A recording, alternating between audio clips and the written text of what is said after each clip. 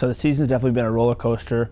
We started out struggling at first, finished the first half 1-7-1, and we came back and regrouped and kind of just got a second win and kept pushing through it. Nobody gave up, and we won the first 4 games and just stuck with the process, and then brought us to here.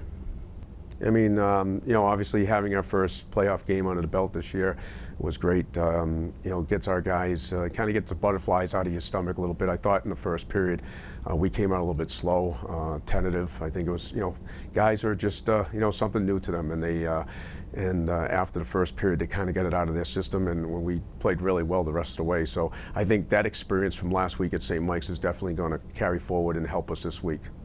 So they had our group in last place in the whole league going into the season in the coaches poll, and we took that as motivation, and we looked at each other and knew we had a special group, and we honestly liked that they doubted us. We wanted to be in that position, and we kept pushing and fighting, and every guy believes in each other, and that's why we're here now.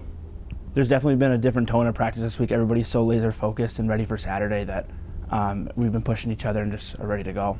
Oh, it's Warrior's a great venue. We've played there, 3 times I think now. Our guys love playing there. It's a special event for us. So we're hoping, being right in Boston, that we can get a lot of our alum out there. And I know the school's putting an alumni event before the game, and so I'm hoping that everybody comes out and supports us. But our guys are looking forward to it, and we're hoping to put on a good show for you guys. So we played them early on in the season. We were up on them, and we ran into some penalty trouble late in the game and ended up handing them the game. And the second game was a hard-fought battle. We ended up tying them. And the third game of the season, we played them on February 1st. We beat them 7-2 in our Hope Happens Here game, and that was a big momentum win for us. Coming into Saturday, it's going to be important that we stay disciplined, keep them off the power play. And just like we did against St. Mike's, we need to get pucks behind their D, get them in deep, stay on our forecheck, and just get pucks and bodies to the net. It's funny because you look at this game, it's sort of like last week's game. We were 1-1-1 with St. Mike's. We're 1-1-1 with Franklin Pierce, and all year long our league's been extremely tight. So we do have confidence we can play with them. It's going to be an extremely tough challenge. They're really good team. Lester has been Player of the Year 2 years in a row.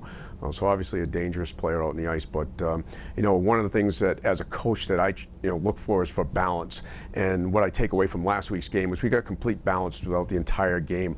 We had a goal from each line, and then on those goals also D contributed on every single goal, and then on the back end Matt played great. So it was a total team effort last week. And that's what we're going to need this week going forward.